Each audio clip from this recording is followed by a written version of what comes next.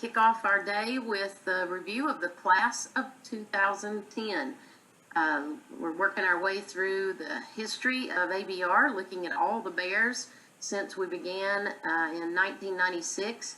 If you recall, in 2009, we looked at that last weekend, and ABR took in 23 bears. And it was at the fall of 2009 when the bears started coming in, just one right after the other.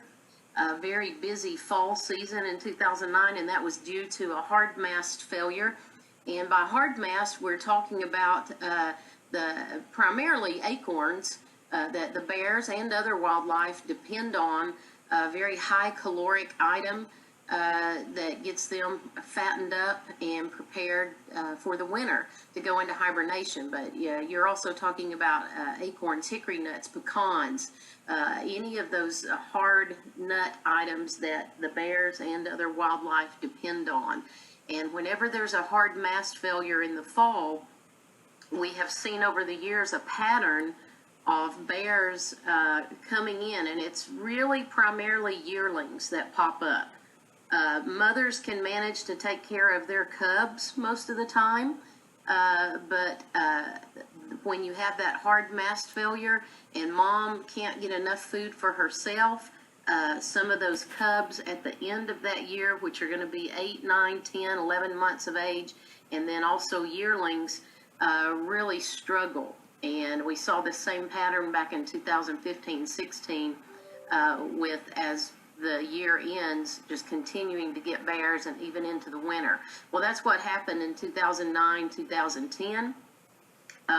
So that busy fall 2009 season carried over into 2010, and we'll kick off taking a look at that. So the first cub of 2010 arrived early on January the 9th, after having been observed alone without a mom. This was an 11-month-old cub, so almost a yearling, that appeared on the deck of a residence in Maryville. And then later it would return and was actually observed in a field playing with a neighbor, which happened to be the uncle of this resident, their cattle. It was chasing the cattle, and the cattle were chasing it. And the residents of that neighborhood had reported that a large bear had been hit by a car a few weeks earlier and wasn't killed, but they weren't sure how seriously it was injured. They didn't see it anymore, and they thought that perhaps this might have been the cub of that bear that was hit. So they called TWRA, and Officer Jeff Pierce noticed the little bear weighed about 15 pounds and was underweight, and brought it to ABR. And at 15 pounds for an 11-month-old cub, that's extremely underweight. So while at ABR, bear number 114 decided, well, maybe being a herding bear isn't a good career, and so honed his wild bear survival skills and regained his health, and was released in May and weighed 65 pounds when he was released. And some of these bears, particularly if you remember toward the end of 2009, they were coming in so fast. We don't have pictures on record of a lot of them, and some of them didn't even get names. So, but they were coming in one right after the other.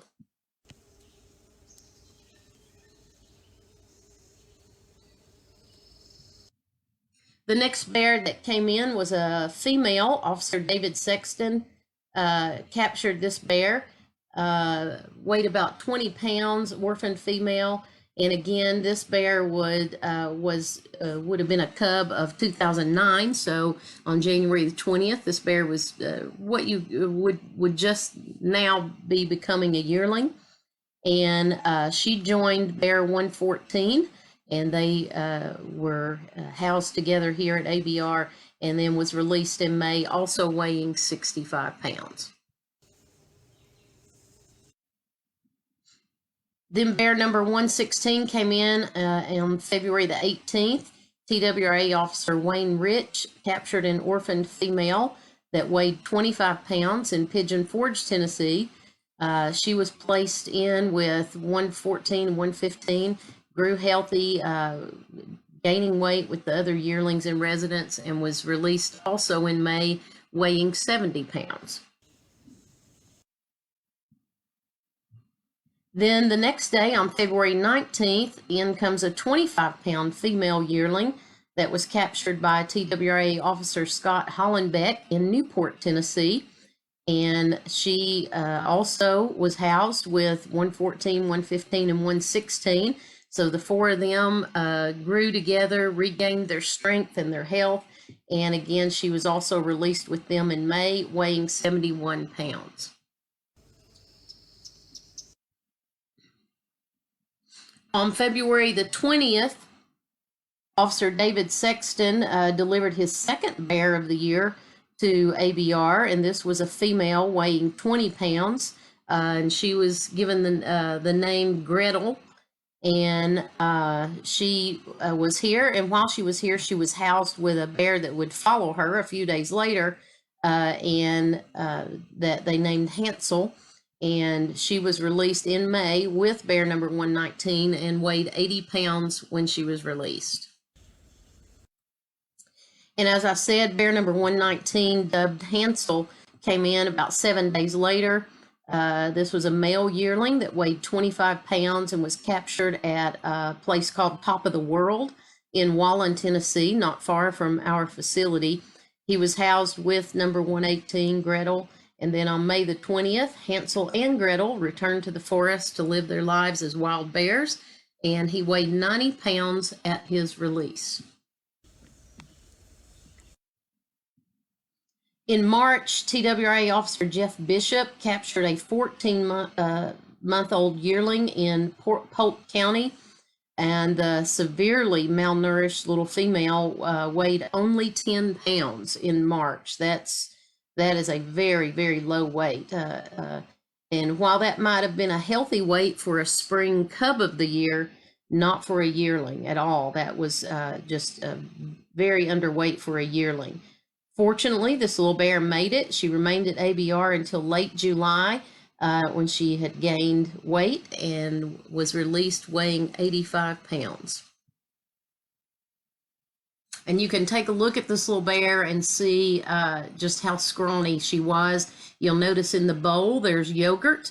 One of the things that when they first come in and they're so underweight like that, you know, we've talked about before, being concerned about refeeding syndrome, starting them out, their system just can't start out with a lot of solid food right off the bat. So they'll start off, we'll start them off with some formula, some yogurt, some soft foods, and ease them back into eating a regular, normal, solid food diet.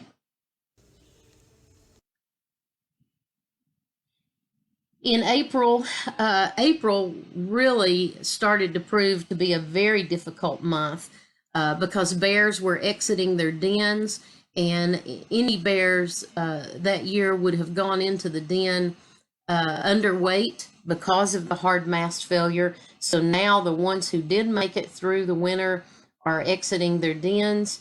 And so a lot of starving yearlings were going to pop up in April. So this April season began on April 2nd. Bill Stiver from the Park Service brought a very malnourished female yearling weighing 15 pounds to ABR from the Great Smoky Mountains National Park. She stayed here for 131 days and finally was ready to be released in August. And at her release, she weighed 70.2 pounds. And there were several park bears you're going to see that come in all throughout the month of April and subsequent months. And so they were housed together and released together. And in the picture here, you see Park 6 and then also two other bears that would be coming in, Park 8 and Park 9. They were not siblings, but were housed together. On the following day, April the 3rd, Park 7 arrived, bear number 122 for ABR. And this was an extremely emaciated yearling that was observed on Highway 321 in the Great Smoky Mountains National Park. The little tiny female weighed only 8 pounds, another victim of an inadequate hard mast in the fall of 2009. The fact that she even survived till April 2010 was remarkable. but she was in such poor physical condition that she just had no fight left in her, and she died 2 days after her arrival here at ABR. There was a necropsy completed at UT, and the cause of death was determined to be severe emaciation, renal failure, and sepsis. Also on April the 3rd, the Townsend Police Chief, Ron Settles, found a yearling in a ditch off of Old Schoolhouse Gap Road and brought it to ABR. This was a little female yearling that weighed 25 pounds and was housed with the other yearlings in residence.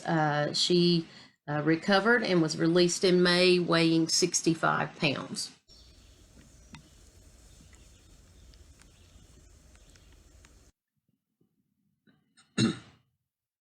On April the 6th, just a few days later, a little bear arrived from Carter County weighing 20 pounds. And as we had received mostly females, he was housed with those female yearlings and became quite the ladies' man, our newsletters read. He was just the hit of the party. And by late July, he was a very handsome, healthy yearling and was released weighing 105 pounds. And in this picture, you can take a look at him and see why the ladies liked him so much. On April 17th, another female yearling was found in the Great Smoky Mountains National Park. She weighed 15 pounds. Again, another victim of starvation. The little emaciated bear spent a brief time in a pen alone because she was just exhausted, and it was important that she not have to compete with other bears for food.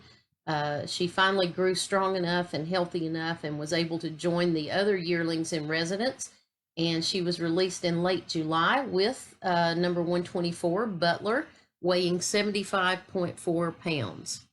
And in the picture here, you see the National Park Service officers Rick Varner and Kim DeLozier on the right, releasing Park 8 back to the national park.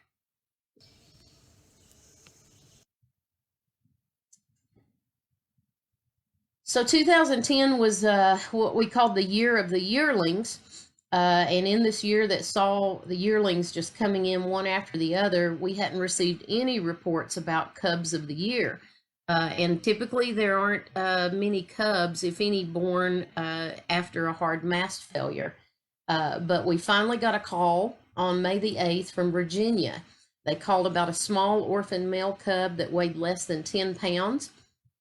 And although the yearlings that were in residence at the time were small for their age, they were still larger and much more experienced than this tiny little cub. And you notice in the picture on the top, he still has his blue eyes. Their eyes are blue when they're born, and then they change.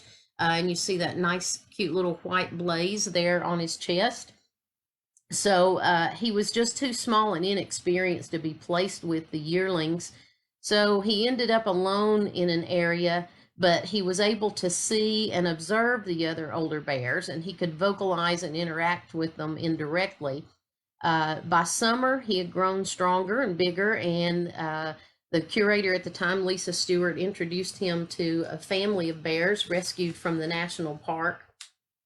And it took a while to win their respect, but little 126 that was named R.A., he finally was able to join the family and earn his place. But then in August, those yearlings were ready to be released back to the park.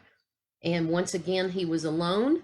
Well, lucky for him, another bear would arrive, a yearling from Louisiana, bear number 92 that we talked about last year, known as LA1.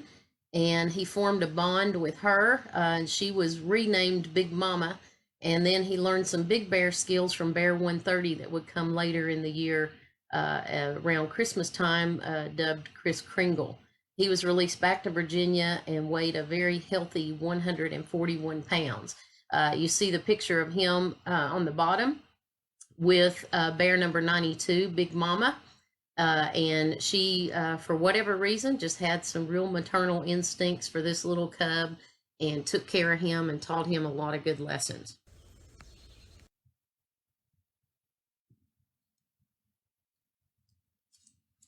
Then on May the 6th, bear number 127 was captured in the Great Smoky Mountains National Park Chimneys picnic area.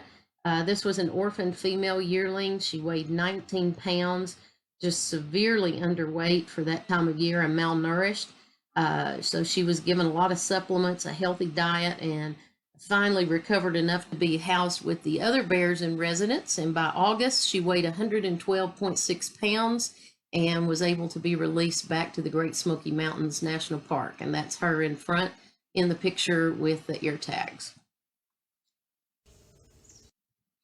And then, as we talked about, bear number 92 that had come in 2009, maybe you remember 92, 93, LA1 and LA2 that came in, and they were released. They weren't siblings, but they were released back together in Louisiana. They put trackers on them and released them. So they had hoped that the two would den together. However, in Louisiana, those two separated and they denned separately during the winter months. And then in the spring, the Louisiana wildlife officials discovered little bear number 92 alone, and she was wandering too close to a busy highway. And it was really obvious to them that she had not done well during the winter. She was dehydrated, she was starving, she was underweight. So they recaptured her and contacted ABR and, of course, TWRA to get permission to return her again to ABR. So this was the first time since ABR's beginning that an agency had actually returned a bear that had been released back to ABR. She required a lot of antibiotics, specialized supplements and diets, and just lots of tender love and care to help her overcome the effects of dehydration and malnutrition. And so it was obvious her first winter alone had just been a real struggle due to a lack of an adequate food supply in the wild at the end of 2009 and early 2010. And so while she was here, that's when little 126 RA was admitted from Virginia. And she just had a maternal instinct that sort of guided her to care for the little guy and teach him some special skills that she had acquired during her time in the wild. So Lisa Stewart renamed her Big Mama, and she would observe her send the little cub up trees, and she would see her instruct him how to break limbs in order to gnaw the bark, and taught him how to find bugs in the logs, taught him to forage, roughhoused with him, and taught him to build a nest to sleep on and rake leaves and limbs. And so they spent several months together here at ABR and very devoted to each other. And the little cub followed her everywhere and mimicked her every move. But then on Thanksgiving Day, it was time for Big Mama to return to Louisiana. So once again, she was worked up, tagged, collared, and placed in a nice warm nest of supplies and sent for the long trip home. So now a much healthier 150 pounds, much better equipped to face her second winter in the wild, she went back to Louisiana.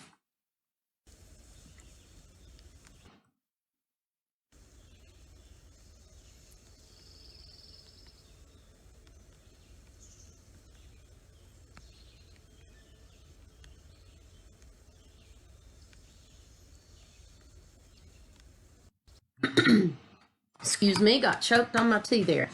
Then in June 2010, two orphan yearlings were found wandering near Elkmont Campground in the Great Smoky Mountains National Park. The female weighed 30 pounds and was very weak when they first arrived. Her brother arrived a few hours later, and he weighed a little bit more at 41 pounds, but was still very small for a 17-month-old yearling. And once again, given a very nutritious diet here at ABR, they adjusted well, regained their health, and by late July, the little bears, dubbed Elka and Monty, were able to return to the wild in the Great Smoky Mountains National Park. Elka weighed 69 pounds and Monty weighed 86 pounds when they were returned.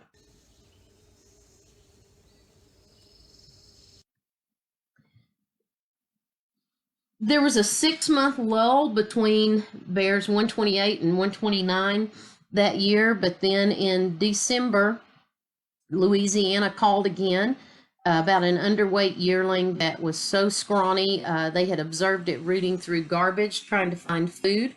The little bear arrived on December the 22nd and was dubbed Kris Kringle. So Kris didn't arrive driving a sleigh. He actually arrived in a straw-filled culvert trap from Louisiana. And he was in good health, but at 40 pounds, the little 2-year-old yearling was just too small for his age. And especially after what Bear 92 had gone through, Louisiana was just very cautious about leaving this little guy to fend for himself over winter. So they brought him here to ABR. And so Lisa thought he would be a good companion for Bear 126 RA, who was alone again after all his buddies and after Big Mama had been released. So they tried to put them together, but it was real apparent that RA was not about to share his den. And so there were some unkind words spoken between both bears, and it seemed that Kris kind of had a little feisty Spitfire attitude, and RA just wasn't going to tolerate that. But then a few days later, Townsend had a snowstorm and some really cold weather.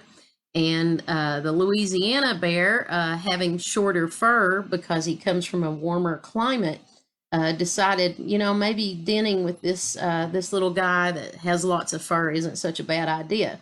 So on Christmas Day, the two little bears denned together, and Kris gained a lot of weight and regained his health, and he taught the little cub a lot of good lessons.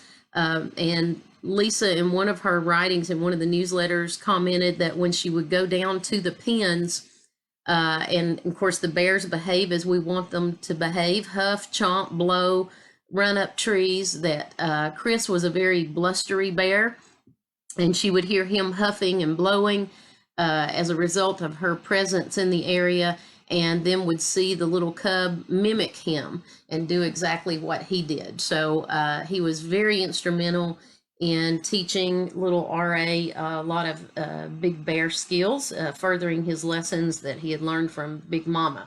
And as I said, they denned together, and then in April, Kris went back to Louisiana weighing 104 pounds. This would not be the last time we would hear from Kris. He was the last bear that came in 2010. But in 2013, we would hear some news about him again. And I've told you in the past, when a lot of you ask, do you ever hear from the bears after the release? Have you heard anything from this bear or that bear? And you've heard me say many times, no news is good news. And that is true. But in 2013, we received news that Kris was illegally poached in Mississippi. He had crossed over into Mississippi. And at that time, in 2013, Louisiana bears, being a subspecies, were protected under the Endangered Species Act. And the agents estimated that Kris weighed about 200 pounds when he was illegally shot. And sometimes I know a lot of you have questions when those things happen. Well, what happened to the person who did it? Most of the time we don't know, but this is a time that we did know. This particular offender was charged. The judge ordered him to pay a $10,000 fine, as well as make restitution to Appalachian Bear Rescue in the amount of $3,000, which was sort of the estimate of the care for each bear that we've said, about $3,000 to get each bear back to the wild. It ordered this man to make restitution to ABR. So we commend that judge for that action, for doing that. And of course, we'd much rather, as I've said before, no news is good news. We'd rather release them and never hear from them again, because as I've told you, when we do, it's often not good news from them. But sad ending with Chris that we heard a few years later, but he did his part in certainly in helping a little cub become a big bear and being released. And you know, it's a tough life out there for bears, and I've said it before. We give them a second chance at life, but we can't guarantee them life. Once they're out there, nature can be cruel. And if they come into conflict with a lot of humans and in a lot of human areas, the bears don't often fare well, which is why it's so important for us as humans to diligently do our part to make sure that we're responsible when we're in bear country. And if we live in bear country, that we are responsible with our trash and our attractants to keep bears safe. It's all about that.